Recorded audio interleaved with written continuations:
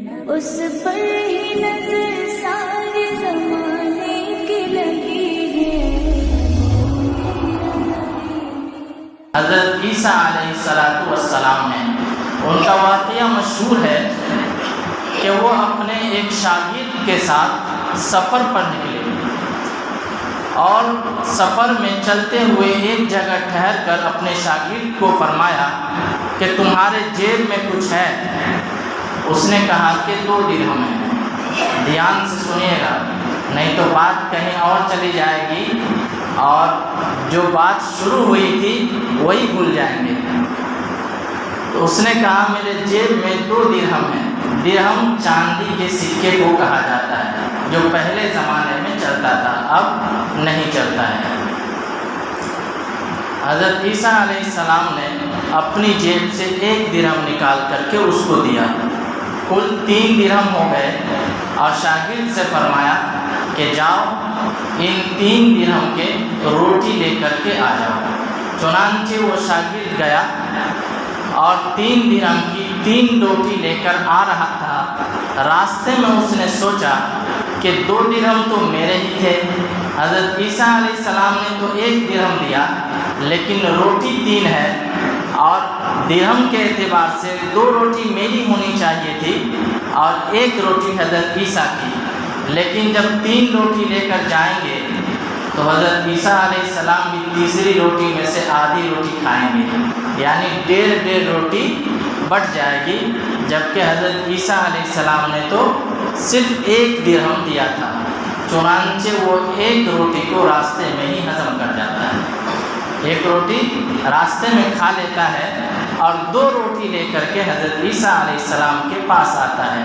چنانچہ حضرت عیسیٰ علیہ السلام اللہ کے نبی تھے، اور ہم سب یہ جانتے ہیں کہ اللہ اپنے نبی کی رہنمائی غیب سے کرتے ہیں اور براہ راست ان کو بتا دیا کرتے ہیں غیب کی باتوں کو بھی، ان باتوں کو جو ایک عام انسان نہیں جان سکتا یا اس کی ذہنوں میں نہیں آ سکتا، یا بہت زمانے بعد آنے والی باتوں کو بھی اللہ تعالیٰ اپنے نبی کے زبان سے جاری کر دیا کر دیتا ہے اور بتا دیا کرتا ہے۔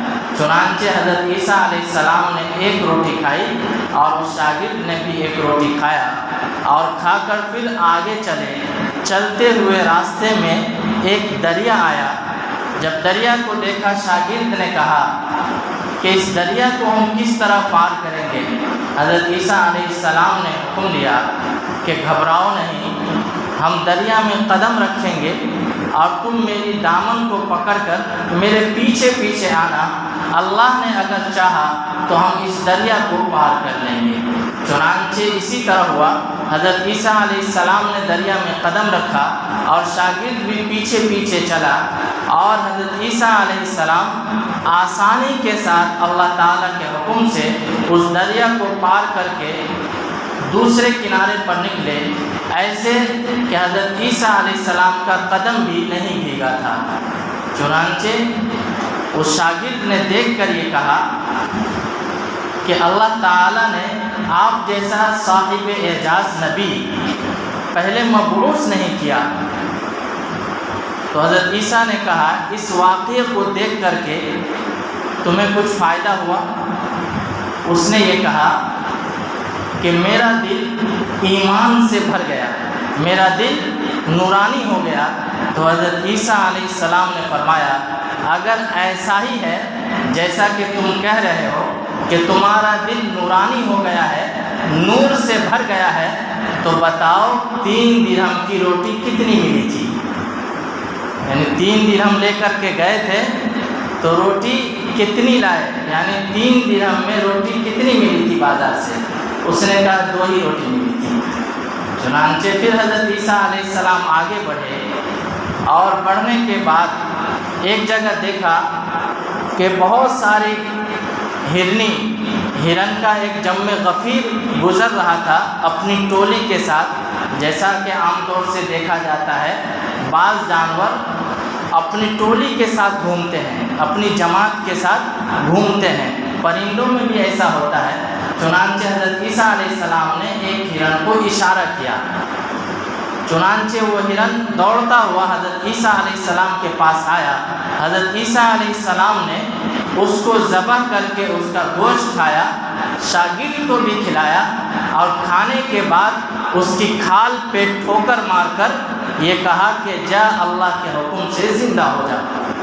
چنانچہ وہ ہرن بالکل صحیح سالم تندرست جیسا پہلے تھا اسی طرح وہ زندہ ہو کر کے دوڑتا ہوا اپنی جماعت میں مل گیا. شاگرد نے یہ دیکھ کر کے کہا کہ میرا ایمان تو دگنا بڑھ گیا ہے، یعنی میرے ایمان میں دگنا اضافہ ہو گیا ہے، میرا دل نورانی ہو گیا ہے. حضرت عیسیٰ علیہ السلام نے کہا کہ اگر تمہارا دل نورانی ہو گیا ہے، اگر تمہارے ایمان میں اضافہ ہو گیا ہے تو بتاؤ روٹی کتنی ملی تھی؟ 3 درہم میں روٹی کتنی ملی تھی؟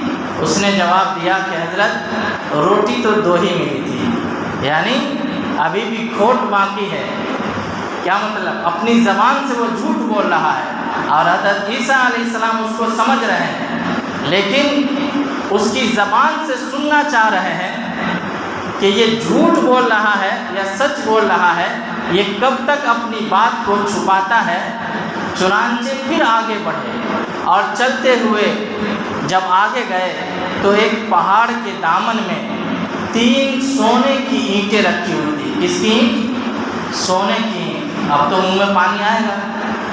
چنانچہ حضرت عیسیٰ علیہ السلام نے ان 3 اینٹوں کو لے کر یہ کہا، ایک اینٹ میری ہے اور ایک اینٹ تمہاری ہے اور ایک اینٹ اس تیسرے آدمی کی ہے جس نے وہ تیسری روٹی کھائی ہے. اب کیا کہے گا؟ اب بیچارہ شرمندگی سے کہا حضرت وہ تیسری روٹی میں نے ہی کھائی تھی. چنانچہ حضرت عیسیٰ علیہ السلام نے 3 سونے کی اینٹیں انہیں دے کر کے فرمایا کہ یہ لو تم اپنے پاس رکھو، اور اس لالچی شاگرد کو وہیں چھوڑ کر کے آگے بڑھ گئے. حضرت عیسیٰ علیہ السلام تو آگے چلے گئے، لیکن کچھ دیر کے بعد وہاں پر 3 ڈاکو آئے. اب 3 ڈاکو نے یہ دیکھا کہ ایک شخص ہے اور اس کے پاس 3 سونے کی اینٹیں ہیں، اگر ہم اس کو مار دیتے ہیں تو ہم سب کو ایک ایک اینٹ مل جائے گی. چنانچہ انہوں نے اس شخص کو، یعنی حضرت عیسیٰ علیہ السلام کی شاگرد کو، جو حضرت عیسیٰ علیہ السلام کے ساتھ میں آیا تھا، راستے میں سفر میں نکلا تھا، ان ڈاکوؤں نے اس کو مار کر کے وہ 3 اینٹیں سونے کی حاصل کر لی. اتفاق سے وہ ڈاکو بھی بھوکے تھے اور انہوں نے اپنے ایک ساتھی کو روٹی لانے کے لیے بھیجا، بازار سے جاؤ روٹی لے کر کے آؤ. وہ گیا، روٹی لے کر آتے ہوئے اس نے بھی یہ سوچا کہ اینٹیں 3 ہیں اور ہم بھی 3 ہیں، اگر ہم اس روٹی کے اندر زہر ملا دیتے ہیں تو وہ دونوں کھا کر کے مر جائیں گے اور 3 اینٹیں مجھے مل جائے گی. لہذا اس نے ایسا ہی کیا.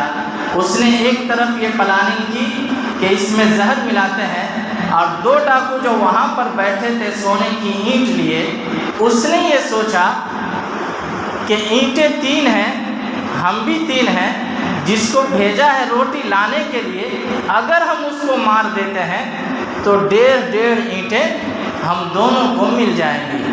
چنانچہ ادھر اس نے بھی پلاننگ کی، ادھر اس نے بھی اپنا سوچ لیا اور اس میں زہر ملا کر کے روٹی لایا، زہر ملایا ہوا، اور ان دونوں نے سازش سے روٹی لانے والے ساتھی کو قتل کر دیا. اب بچ گئے دونوں تھے بھوکے اور ان دونوں نے روٹی کو کھایا. اب وہ روٹی کھا کر کے یہ دونوں بھی مر گئے. سونے کی اینٹیں کسی کو بھی حاصل نہیں ہوئی. چنانچہ سونے کی 3 اینٹیں اور 4 لاشیں وہاں پر پڑی ہوئی تھی. کچھ دیر کے بعد حضرت عیسیٰ علیہ السلام جب واپس گزرے اور جب دیکھا کہ اینٹیں تو 3 ہی ہیں لیکن لاش تو ایک ہونی چاہیے تھی، 4 لاشیں ہیں. کتنی؟ 3 ڈاکو کی اور ایک حضرت عیسیٰ علیہ السلام کی شاگرد کی. حضرت عیسیٰ علیہ السلام نے یہ دیکھ کر ایک ٹھنڈی سانس بھری اور کہا کہ دنیا اپنی چاہنے والوں کے ساتھ ایسا ہی برتاؤ کرتی ہے۔